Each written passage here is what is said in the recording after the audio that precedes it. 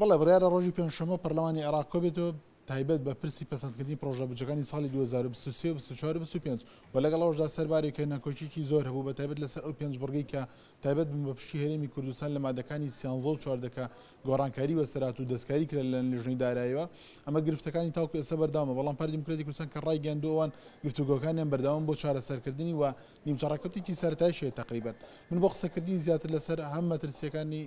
دانی دەنگدان بەو دوو مادەیە و هەم لەسەر کۆی ئەو پرۆژە بودجەیەکە زۆر جار دەوترێت تاوکو ئێستا گرفتی تیاچمە لای بەڕێز جەمەل کۆچەر کاندامی لیژنەی داراییە کاکتۆر سەڵتان لێبێ ئەوێ لە سەرتا و لەوە لێت بپرسم ینی دانیشتنی پەرلەمان ڕۆژی پێنجشەمە ئەکرێ یان دیسان و گرفتی تیەکە چکە سەرباری ڕاگەیەناوە بەڵام تاوکو ئێستا ئەوترێت کە یانی هەندێک کێشەیە چارەسەر نەکراوە. زۆر سپاس بدیتنا من دێتەکردن چونکو ما یا ئەیکێ فشارێ شەقامیە هەی یا دوێ حکوومەت یا لهیڤیە یاسیە ئەم دێ داخلی پشوویە پەرلەمانی بین نەهی هەیڤێ لەوە مەفرۆزە هەشتی هەیڤێ ئەم خۆشی خلاصکەین ئەو ئاریشێت هەینجی بدیتنا من یە بەرەف چارەسەریە چن لەوە دەرفەت یا زێڕینە کۆ پێنجشەمبێ دانیشتن بێتەکردن. کاکتۆر پێنج بڕکە دەستکاری کراوە لە ناو لیژنەی داراییە کە ئەویش لە مادەکانی 13 و 14 بوون ئەو ینی گرفتانە چارەسەری بۆ دۆزراوەوە وەکو تاکە پەرلەمانتاریش تۆ دەنگ لە سەری نەدا دەچیتە دەرەوە کە سەربەیەگرتووی سامی کوردستانی ینی چی مەترسێکی ئەگەر بەو شوی ئێستا دوجار گفتوگۆکان ئەنجامیان نەبێت و چارەسەر نەکرێت ینی مەترسی بۆ هەرێمی کوردستانە بێت ئەگەر هەر ئەو دەق پڕێڤە بچن بەلێ مەترسیە تێدا هەی ئەش بلی بابەتێ پاشەکەوتی هیچ مەترسێنینە چونکوش حسا هەرێمەیە حکمە دێدەتە خەلکی خۆ ئەvê دی هەندێک فەرزا هەندێک ئیرادانە و ماتێکردنە بۆ قەوارێ هەرێمێ لەوە بدیتنەمە وەکیە گرتو مەدەنگل داخلی نافخۆیە لە ژنێدا مەدەنگ بۆ نەدایە و هۆڵا پەرلەمانیش دەنگی بۆ ناداین بەس دیتنە من ئەڤروکە لێک تێگەهشتنەکە هەی شوێدی تقریبان سێ دانیشتنێت هاتینەکردن هەلگەل هەندێک کەساتیەت کارتێکرد نافیتار تەنسیقیدا و ڕۆژێتبەری نوکەژی سێشەم بۆ چارشەمبە بۆریژی دانیشتنێک هات بۆکردن مادێ سێزدێ هاتیەیەک لاکردن مادێ چاردێ مەفرۆزە ئەفشەوە ئەو لێک تێگەهشتنە هەی ببنە هەندێک دەق و ئەو ببنە بەدیلێ پێشنیارکری شووی بەدیلێ وان ده ئەندام پەرلەمانە. ئەو لیژنەی دارایی زۆر کارتانە سەر ئەوە کرد کە 64 تریلیۆن دیناری کورتێنان کەمکەنەوە بۆچی دەستکاریتان نەکرد و خۆیەوە تا بێستان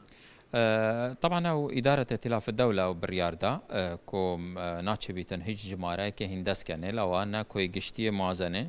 نا كرتهنانه حتى مناقلات أجي بر يعني جمارة كم نزكي 4 تريليون مجال داي كوف مناقلة بينا كرن أوان جي يقولي ريك يا بودانا يبارا بتر بوفان سكترا بيتن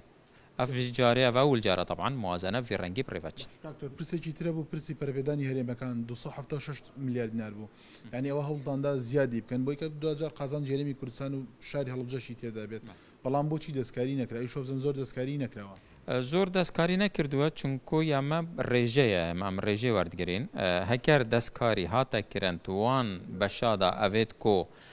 کارتێکردنێل ڕێژامەتکەن وێگافکی دێ بەشێمەژی ناودا بیتن ئەگەر کارتێکردن نەبوو نەچل مەزێدەت بیت نەچشمە کێم بیتن پرسێکی دیکە لە ناو پرۆژە بودجە وەکو مەترسیی گەورە تەماشاکرێ ئەوی شەوەیە کە 1970 بەداهاتی بودجە خەملێرا و یعنی پشتبەستنە بە نەوت ئەگەر هاتوو نەوت نرخی دابەزی ئەو چ کارەساتێک ڕۆدا چکە تەنها 70 تریلیۆن دینار باڵێن لە داهاتی ناوخۆیی و داهاتی نانەوتی ئەجێڵدرێتەوە بۆ نێو پرۆژە بودجەی گشتی يعني چونکو ام 3 مليون و 500 هزار برمیل روزانه متفروشین لوا هر دلار که بچیت سر سعر غازه 3.5 مليون دلار بو خزينه دولت زفران روزانه و هر دلار بيت خارجي 3.5 دجينا خاره بارا بتر دراسات بجن دي تخاره يك بنگاوا هاي كو اوبك بلاس بريارا داي كل دسبيكا 2024 1.4 مليون برميل دي كم كتن سيكه دا طبعا هذا خدمه عراقي كتن چونكو باش عراقي دي حصاويه تخاره دي كم بيتن بس سعر خره دي باريزيتن كل استك بلن بيتن لوا قالك ما ترسيل سر بجا عراقي نينا بديتنا من طيبتي ما 23 تريليون مدوري هاي وما غاز 3 مليون ونيفا بتريا هاي عم تفروشين والقال هندجي كو